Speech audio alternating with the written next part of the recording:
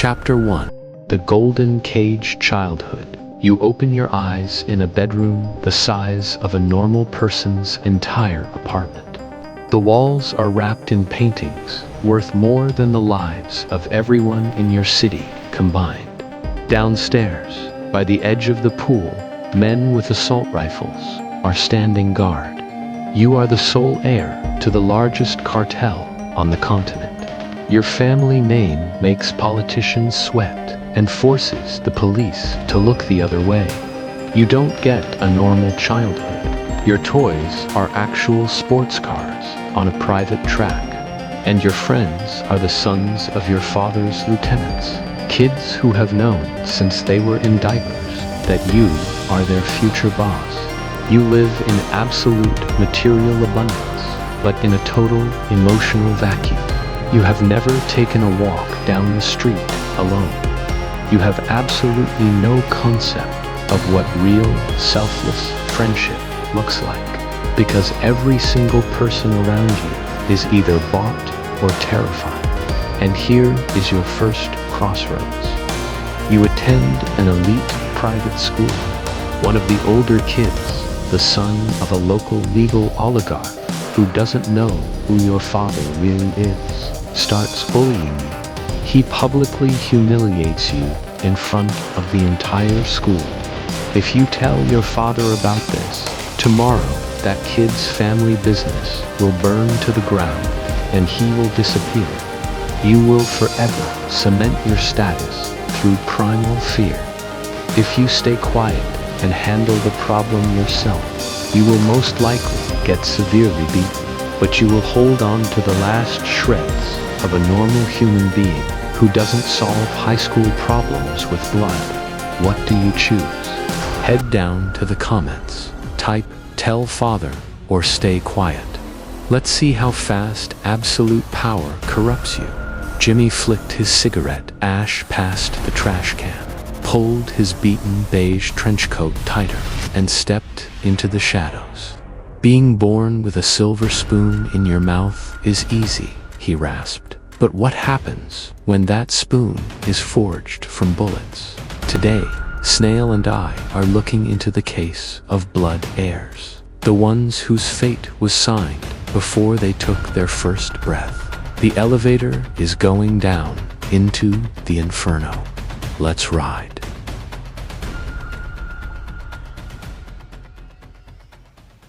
Chapter 2.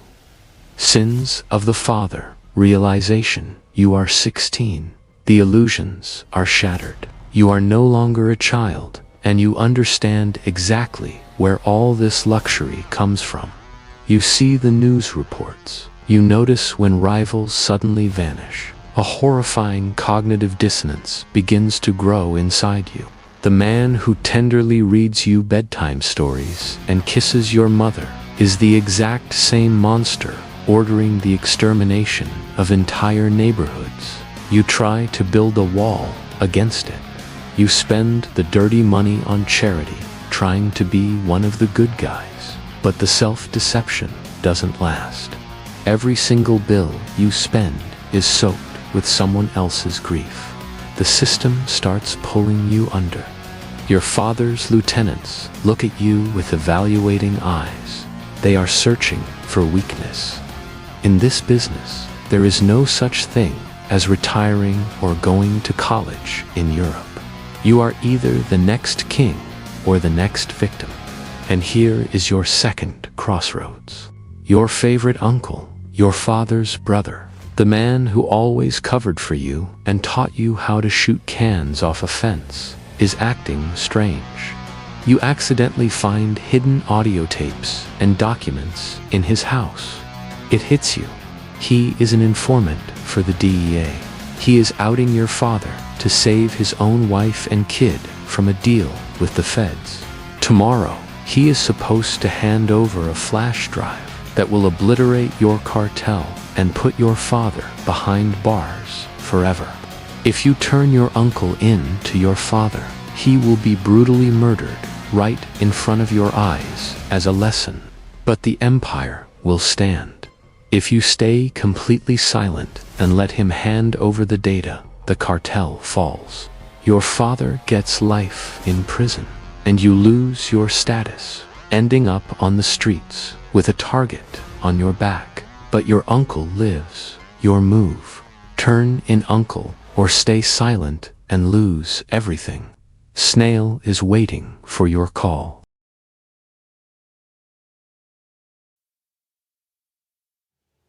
Chapter 3: Coronation Adulthood. The air in the office is heavy, reeking of expensive tobacco and gunpowder. Your father is old. He has cancer. The empire demands a new leader, and the packs of wolves outside are already baring their teeth. If you show even a single drop of empathy or hesitation, your own generals will tear you to pieces.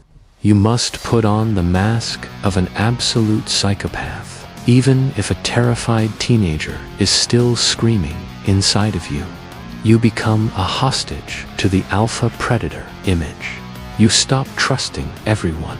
Your wife is only with you out of fear. Your friends are just an entourage on payroll.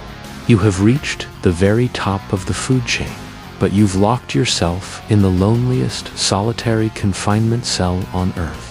You cannot sleep without pills, and you flinch at every shadow. You built a system to protect the business, but that same system completely annihilated your humanity. You became your father. The final crossroads.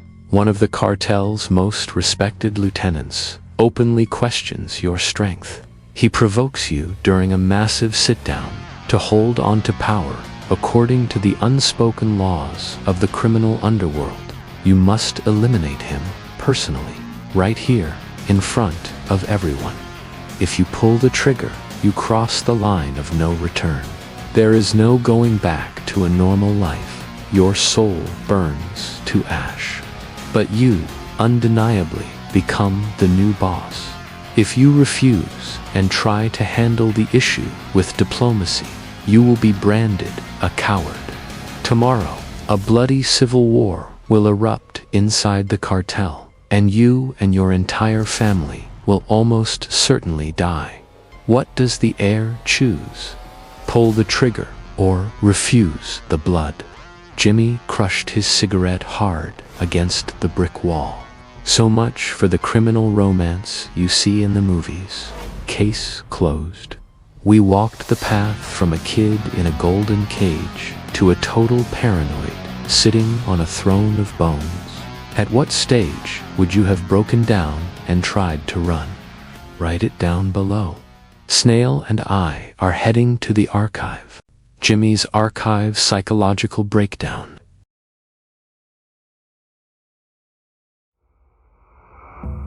Snail slowly slid off the detective's shoulder and settled onto a thick textbook on criminal psychology.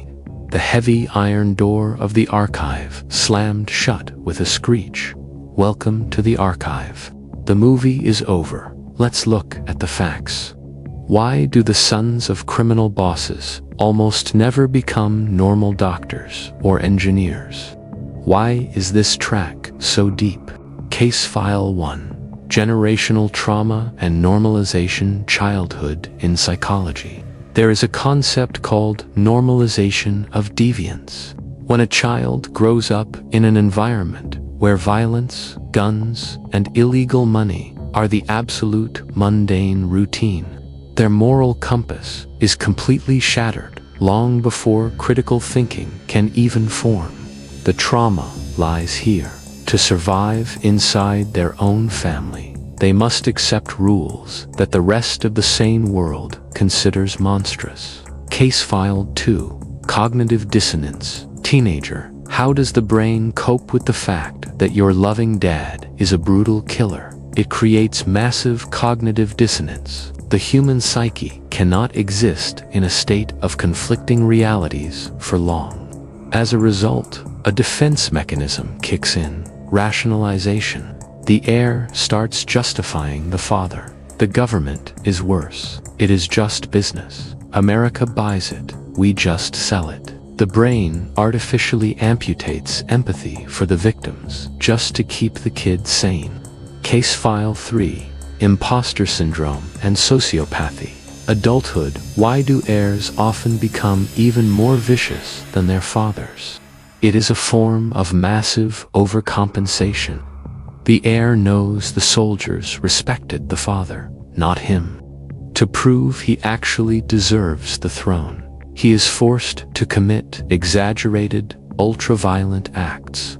It is not psychopathy from birth. It is forced sociopathy, the brain adapting to conditions of extreme paranoia, where trusting someone is the equivalent of suicide. Author's commentary. Hey guys, creator of the channel here. You know, while I was gathering material for this video and studying the biographies of real cartel families, I caught myself thinking something really strange.